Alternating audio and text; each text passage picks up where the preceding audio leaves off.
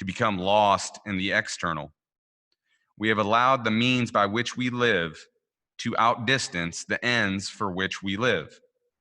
So much of our modern life can be summarized in that arresting dictum of the poet Thoreau: improved means to an unimproved end. This is the serious predicament, the deep and haunting problem confronting modern man. If we are to survive today, our moral and spiritual lag must be eliminated. Enlarged material powers spell enlarged peril if there is not proportionate growth of the soul. When the without of a person's nature subjugates the within, dark storm clouds begin to form in the world. Thank you.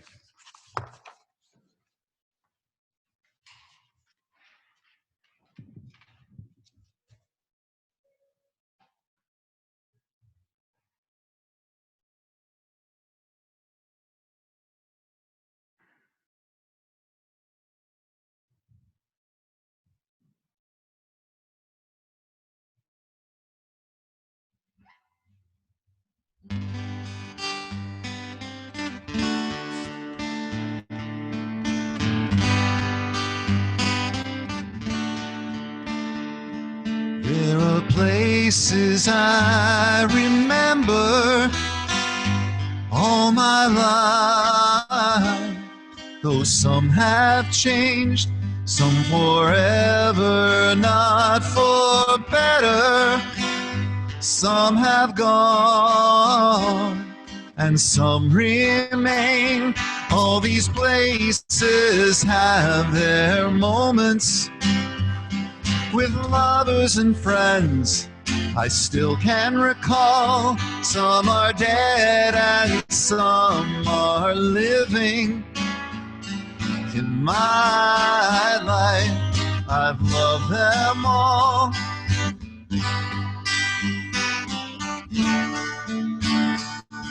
But of all these friends and lovers, there is no one compares with you, and these memories lose their meaning when I think of love as something new.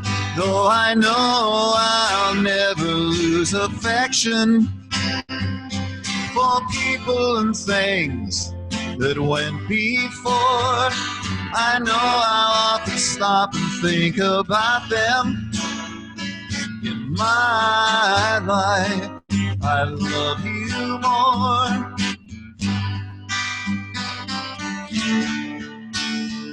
In my life, I love you more.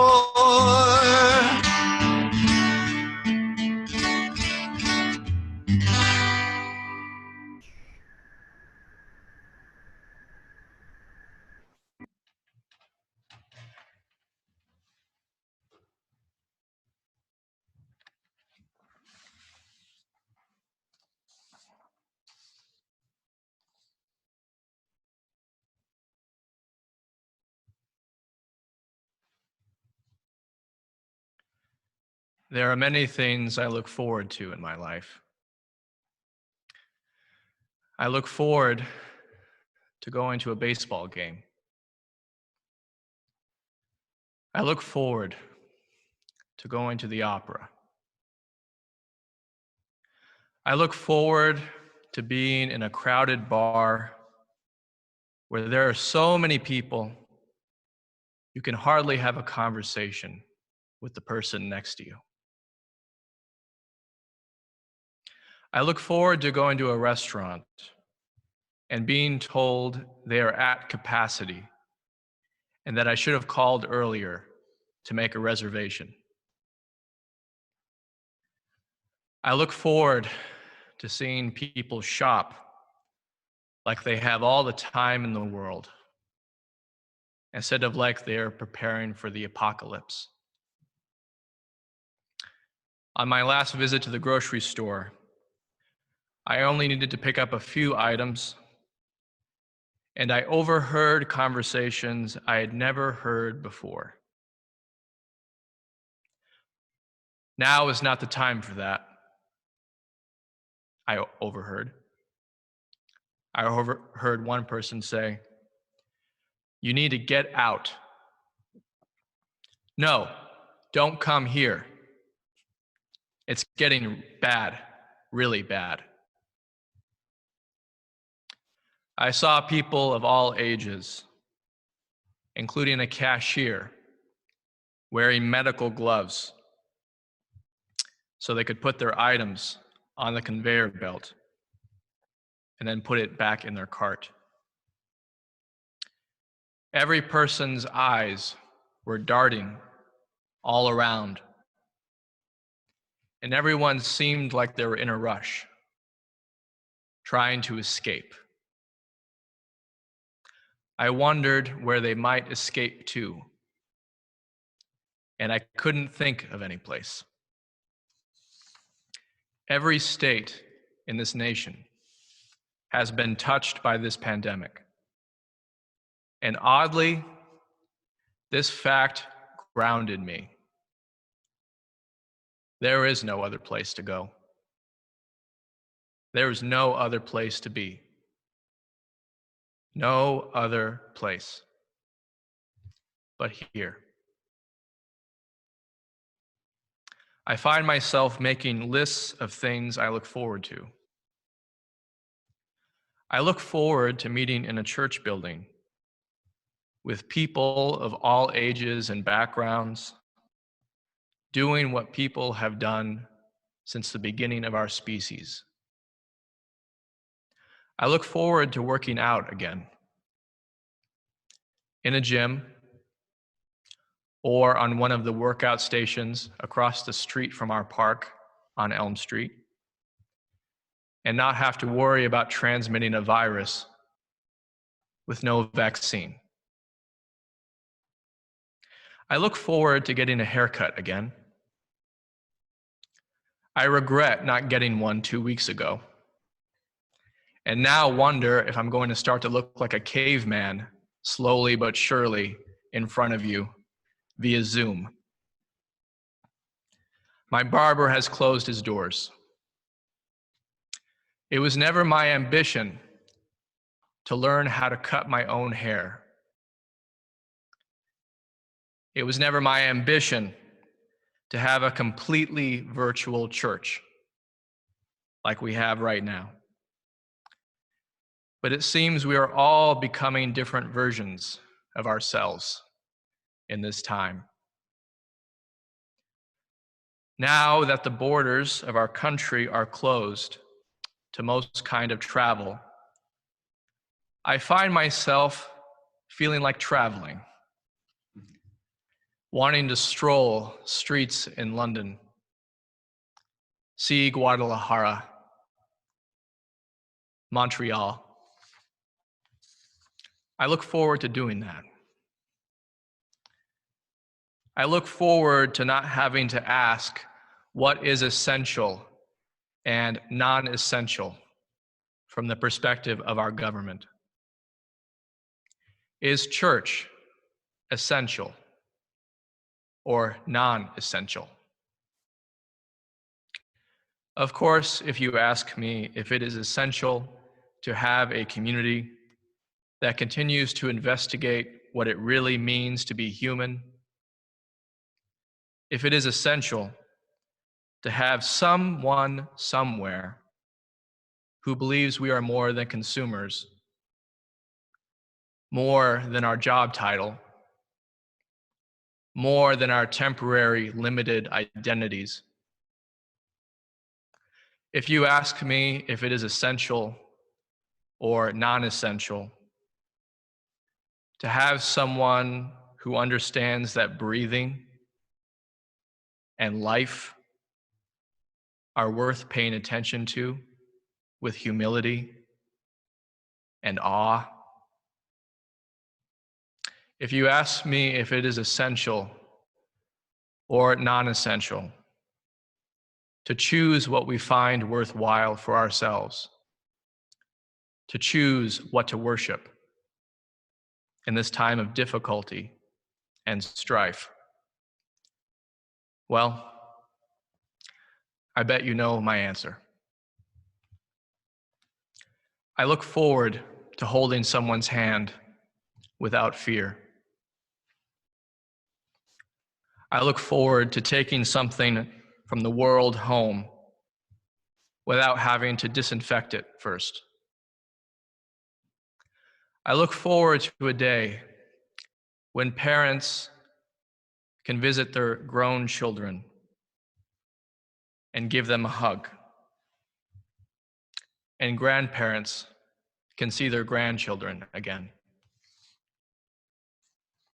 I know many parents are looking forward to the day when children are in school again. One parent shared on social media that she tried homeschooling her children for 1 hour and 11 minutes. Now she's convinced, quote, teachers deserve to make $1 billion a year, $1 billion a month. I look forward to the day when I can let someone borrow a pen without wondering if we are transmitting something terrible. I look forward to not watching the news as much. I look forward to seeing a spring where people are naturally cheered up. Do you think what I'm looking forward to is a bit too ambitious? I don't. I don't mention what I'm looking forward to in order to further depress you or make you more stir-crazy in a time when these simple, everyday activities are not prudent and called for. I bring this list up for a simple reason. Right now, many of us are receiving our vision of life from the news, which is a huge mistake. We are thinking day by day, week by week, 1 month out, 18 months out. And that is a mistake. It's an understandable mistake, but it's a mistake. The news can tell us what health experts are predicting, and we should listen to this. And yet, no one is offering us a vision of how to live our life and what really matters in the end. They can only tell you about physical limitations. And if we allow these physical limitations to become mental and spiritual limitations, we are making a grave mistake. With the right kind of vision, a physical limitation can expand our mental, emotional, and spiritual capacity. A physical limitation can further sensitize us to the world around us and others if we practice cultivating such a vision. I've been thinking of the compelling lines T.S. Eliot wrote during airstrikes in London during World War II. We shall not cease from exploration, and the end of all our exploring will be to arrive where we started and know the place for the first time. Through the unknown, unremembered gate, when the last of earth left to discover is that which was the beginning. We are in a period of temporarily ceasing exploration if we allow ourselves this opportunity. We are placing artificial limitations on how we interact with the world for the greater purpose of allowing the most vulnerable to get the health care they deserve and need. But as the days go by, I can't help but wonder if there may be another dimension to this artificial distancing and quarantine. Business as usual has been interrupted. For many of us, this has been stressful, very stressful, especially when many have lost their employment and are uncertain when they will finally receive assistance. All those who have lost employment are also the vulnerable, which we must pay special attention to with care. But our vision must go even further than this. As Martin Luther King Jr. wrote in 1964 in his Nobel lecture, we have allowed the mechanisms of business, industry, and entertainment, the external manifestations of our life, to greatly outsize the internal. We have allowed our businesses, our economic systems, and our democracy to run amok for decades without a moral compass or any kind of social responsibility. We have continued to pollute our earth, even as we are becoming aware that we are destroying our home, and in doing so, our own future. It takes a pandemic, it seems, for people in Wuhan to hear the birds again. It takes a pandemic to see great nations like China and Italy reduce their carbon footprint by 90% in less than 2 months. We are seeing through calamity that quick and rapid change is not too radical. It is possible. Quick and rapid change is possible. My question is, if we will always need a calamity to show us this. Perhaps. But I'd also like to think that this can be a hopeful time for us. I'd like to think this artificial time may show us what really mattered all along. And like T.S. Eliot wrote, we will arrive where we started and know the place for the first time. We will perhaps have the opportunity to look forward to all the things we did so frantically, without much attention or care, and realize how rare and beautiful they are. This time could be a chance for our spirits and our moral compass to catch up to this stressful, chaotic, and busy world we've created. Perhaps we will learn there is something more important than material goods and stock options. Things like human touch, human community, human kindness. What if we created a world based on these foundations? What would our world look like? I don't know,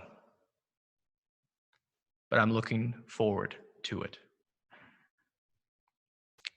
I'll close with a poem shared with me by a member.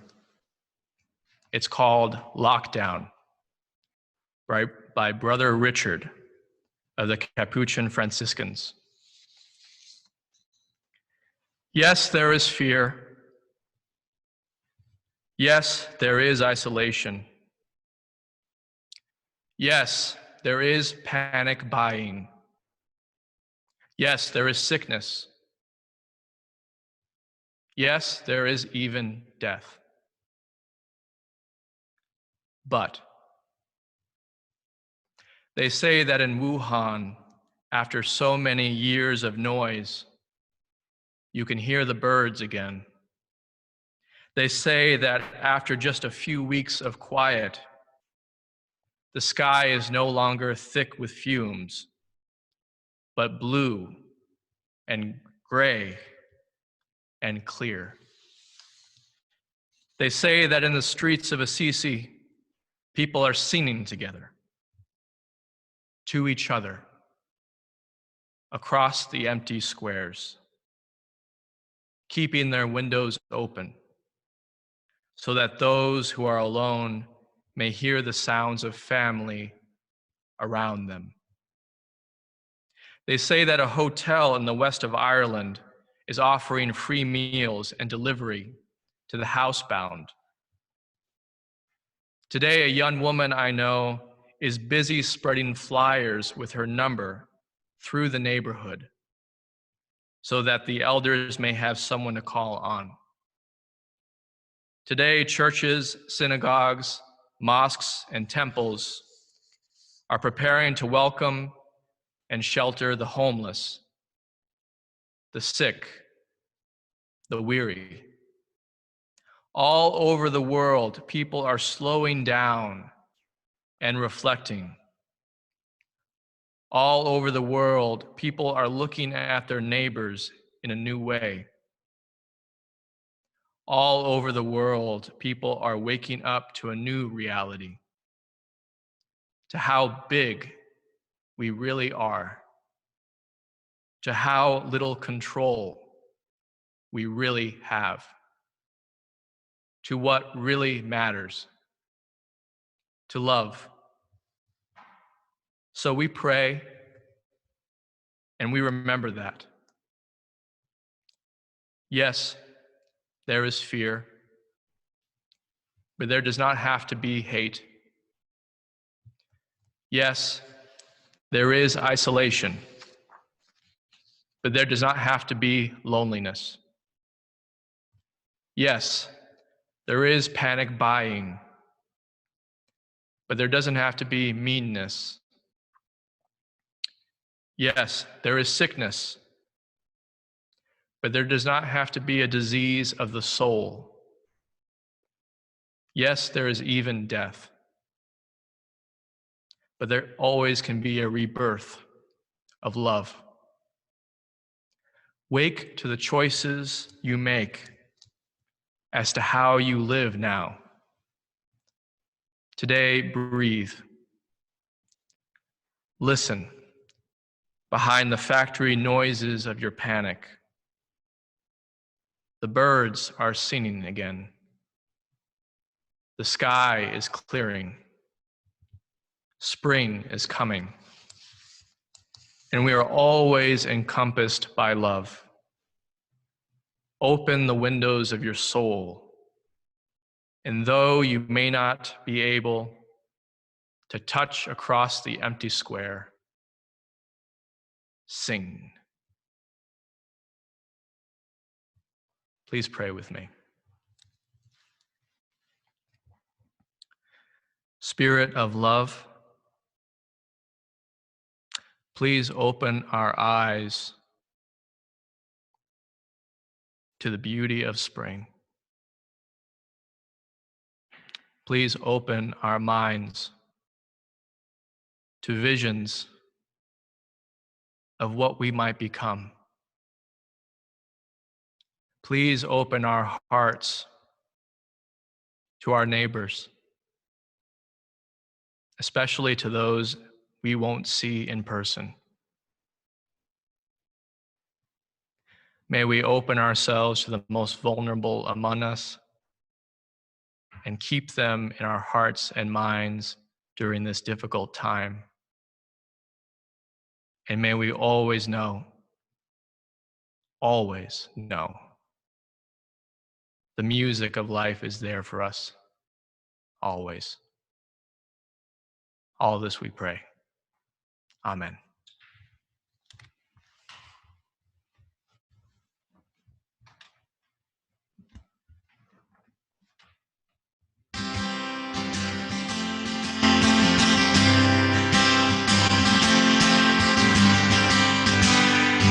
Let it go, my love, my truest. Let it sail on silver wings. Life's a twinkling, that's for certain, but it's such a fine thing. There's a gathering of spirits. There's a festival of friends, and we'll take up where we left off when we all meet again. I can't explain it. I couldn't if I tried. How the only things we carry are the things we hold inside. Like a day out in the open, like a love we won't forget, like the laughter that started and it hasn't died down yet. Let it go, my love, my truest. Let it sail on silver wings. Life's a twinkling, that's for certain, but it's such a fine thing. There's a gathering of spirits. There's a festival of friends, and we'll take up where we left off when we all meet again. Oh yeah, now didn't we? And don't we make it shine? Aren't we standing in the center of something rare and fine? Some glow like embers, like a light through colored glass. Some give it all in one great flame, throwing kisses as they pass. Let it go, my love, my true love. Let it sail on silver wings. Life's a twinkling, that's for certain, but it's such a fine thing. There's a gathering of spirits. There's a festival of friends, and we'll take up where we left off when we all meet again. Just east of Eden, there's a heaven in our midst, and we're never really all that far from those we love and miss. Wade out in the water, there's a glory all around, and the wisest say there's 1,000 ways to kneel and kiss the ground. Let it go, my love, my truest. Let it sail on silver wings. Life's a twinkling, that's for certain, but it's such a fine thing. There's a gathering of spirits. There's a festival of friends, and we'll take up where we left off when we all meet again. There's a gathering of spirits.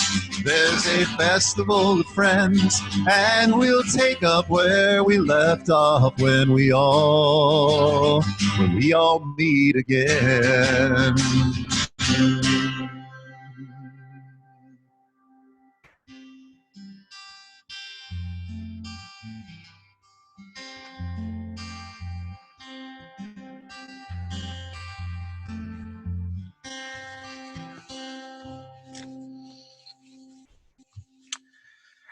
We extinguish this flame, but not the light of truth, the warmth of community, or the fire of commitment. These we keep in our hearts until we meet again.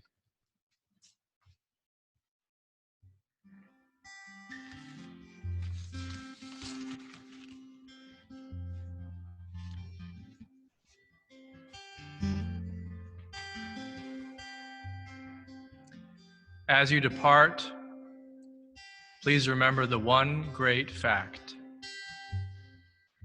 You are loved, and never, never, truly alone.